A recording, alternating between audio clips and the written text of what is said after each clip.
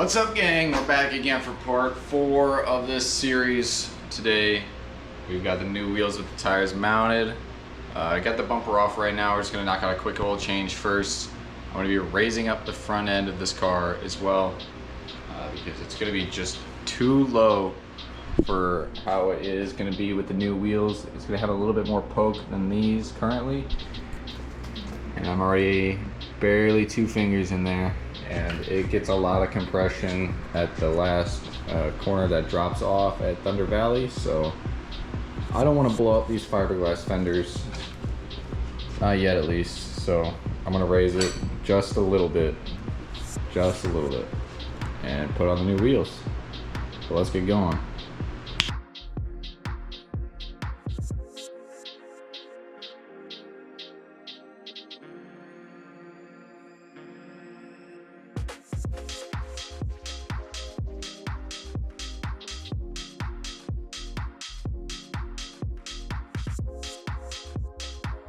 Oil change is complete, and Jaden just dropped off the wheels after ceramic coating them, and holy smokes, these things look crazy.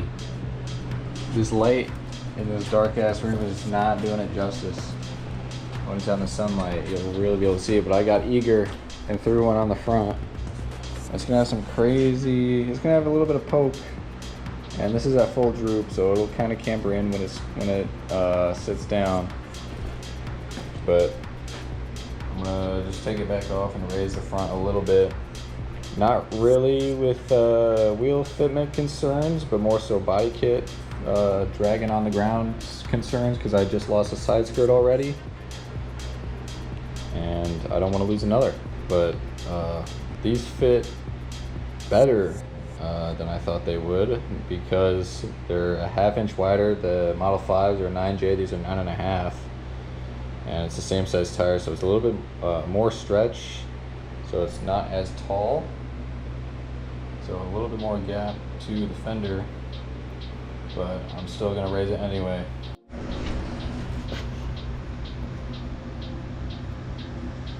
All right, I raised it up a 1/4 inch from what it was at before, and I think that's just where I'm gonna set it and forget it. This side's got a little bit more poke. I think it's just from how the fenders are fit, but it looks freaking cool.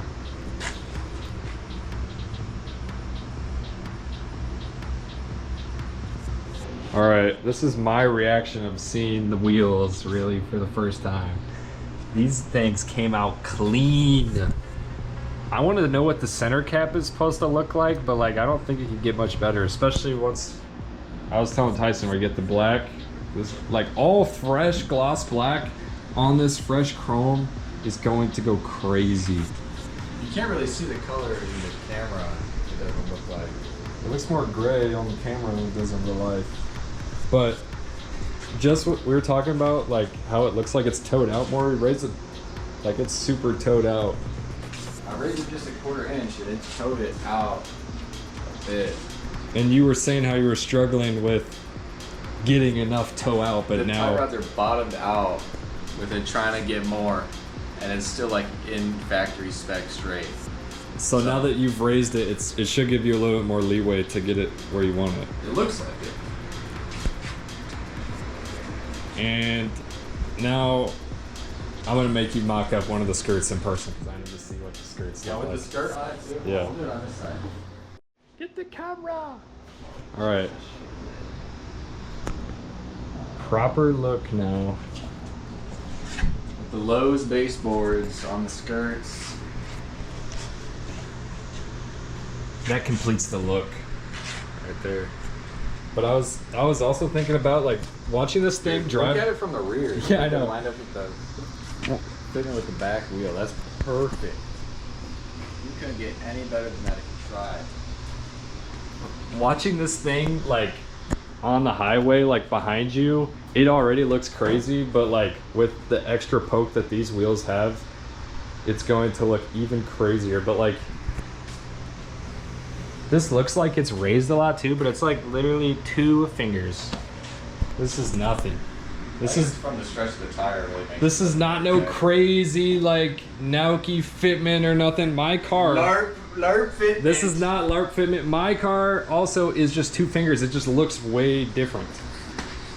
And like you, of course, Not it's even. credit card fitment on the rear, just like mine, and it's like 2 finger gap on the front. But you almost need this more because you don't have the sway bar. No front sway bar, fiberglass overs. I'm gonna blow these up. This one's already cracked. Yeah, no stabilizer bar. These are gonna go bye-bye. Tall ass curve. But we're gonna have the wrap to hold it all together. It's like crash wrap. That'll be good. I need a spray foam. Look at that. Look at that. Absolute bad man. So I usually keep my torque wrench in the trunk of this vehicle, and one day, I think after work on the way home, I might have clutch kicked a corner or something, and I heard it slide and slam into the trunk on the side. It just went, and you can kind of, let me get a light on this so you can see the wave. But there is a huge fucking bump, right? He's got a reverse dent. You can't even really see it on the camera, but it's fat as hell. Yo, I think it's gone. Oh, there it is. Now you can see it. Yeah. Fucking torque wrench slammed into the side and popped that out like that. Any Fuck S me. chassis guys have that problem, or is that just like a Nissan quarter panel problem? All right. With the new wheels on and all the new panels properly fitted, all we have to do is get it ready to wrap. So I'm going to be taking off the roof wing, the taillight covers, skirts are already off, rear lip has to come off. Just popped the badge off. I gotta get all the glue off now.